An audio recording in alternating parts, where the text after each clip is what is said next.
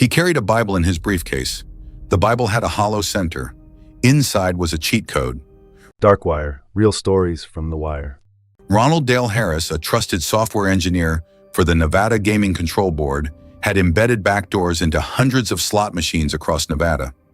And for nearly a decade, nobody noticed. Ronald Dale Harris wasn't born crooked. He was born in 1963 in Gardena, California, a working-class suburb south of Los Angeles, where the biggest excitement on a Friday night was the card rooms on Vermont Avenue. His father was a mechanical engineer. Harris inherited the precision gene. By junior high, he was dismantling radios and reassembling them faster than his teachers could explain how they worked. By high school, he was writing programs on a Commodore PET, while his classmates were memorizing play formations. Numbers didn't just make sense to Harris, they obeyed him. He studied computer science and moved to Nevada in the late 1980s, when Las Vegas was mid-transformation. The old mechanical, one-armed bandits were being gutted and replaced with microprocessor-driven video terminals. The Nevada Gaming Control Board needed engineers who could read source code the way a locksmith reads tumblers. Harris was exactly that. In 1991, he was hired as a software analyst.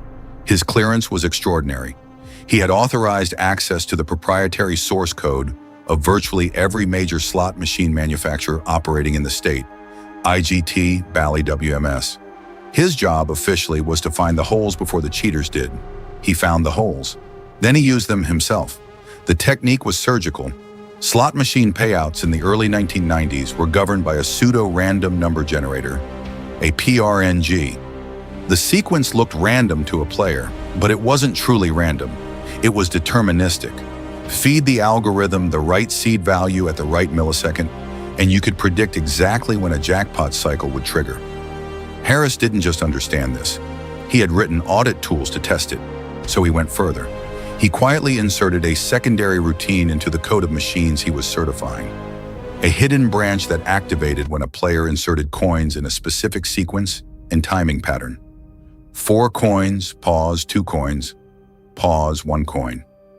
The machine read it as a normal play. Harris read it as an unlock command. The PRNG would jump to a preloaded jackpot state. The reels would align. The credits would pour. He tested it alone first, in the early hours of a Tuesday morning in 1992, at a casino he won't name in court documents. He sat at a quarter machine near the back wall. He inserted the sequence. The machine paid out $200. He collected his ticket, walked to the cage, and cashed out. Nobody looked twice. A man winning $200 on a quarter slot in Las Vegas is not news. That invisibility was the entire point. By 1993, he needed a runner. Operating alone meant he was both the technician and the player. Too many moving parts, too much exposure. He recruited Reed McNeil, a small-time gambler from the Henderson area who understood how to behave at a casino without attracting attention. McNeil's job was simple: learn the coin sequence, execute it, collect the payout, split the cash. Harris stayed off the floor entirely on most nights, monitoring from the bar or the parking structure. The split was reportedly 60-40 in Harris's favor. McNeil didn't negotiate. He didn't know enough to. Through 1994, 1995, and into 1996, they worked Nevada systematically. Las Vegas, Reno, Laughlin, Jean, Mesquite. The payouts ranged from $100 to $6,800 per hit, carefully kept below the $10,000 federal currency reporting threshold. Casinos noticed rising jackpot frequencies but attributed them to normal variance. The machines had been certified by the Gaming Control Board. The Gaming Control Board had been Harris. The mid-roll turn comes here, and it is ugly. By 1997, Harris had grown reckless. The discipline that made him invisible was eroding. He and McNeil traveled to Atlantic City in January 1998. Outside Nevada, outside his patch of corrupted machines, outside his safety net, they targeted a Keno terminal at Bally's Park Place. McNeil won $100,000. A single hit, 6 figures. The cage flagged it immediately.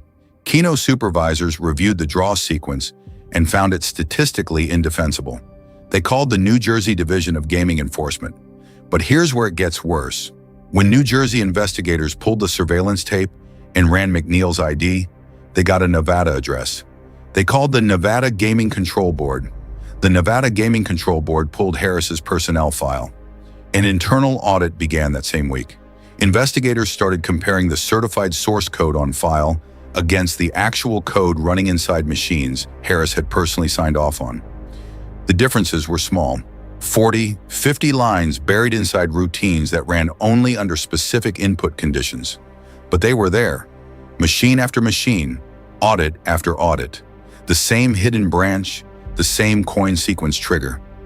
Harris was arrested in Atlantic City in November 1998, while McNeil was still in custody from the Keno incident. The takedown was not dramatic. There were no drawn weapons, no foot chase through a casino floor.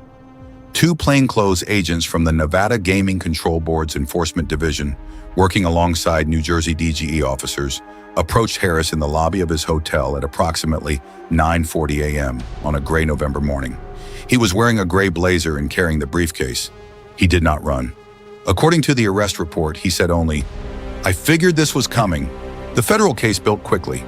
Investigators documented losses across more than 30 machines in Nevada alone. The total amount Harris illicitly extracted was never precisely established in open court.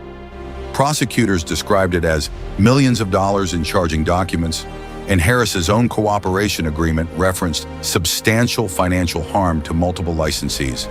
McNeil pleaded guilty to conspiracy charges and cooperated fully. Harris entered a guilty plea in Nevada State Court and agreed to provide a complete technical debrief to the Gaming Control Board, walking investigators through every machine he had modified, every line of code he had altered, every casino he had hit. The sentence handed down was 2 years in Nevada State Prison.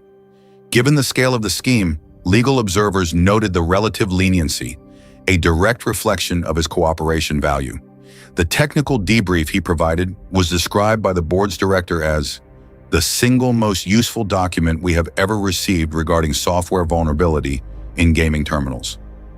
Every manufacturer whose code Harris had touched was required to issue patches.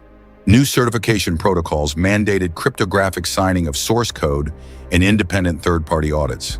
Tamper-evident seals, accelerometer-based intrusion sensors, and real-time payout anomaly monitoring became standard requirements by 2001. The industry Harris had quietly looted for nearly a decade paid millions to fix what he broke. The irony is structural. The only reason the fixes were so precise, so targeted, so effective was because the man who built the vulnerability explained exactly how it worked. He carried a Bible in his briefcase. The code was hidden inside it.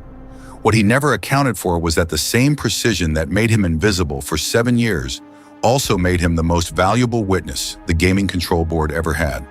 His empire ended not with a raid, but with a red pen and a confession. And every slot machine in Nevada is more secure because of it.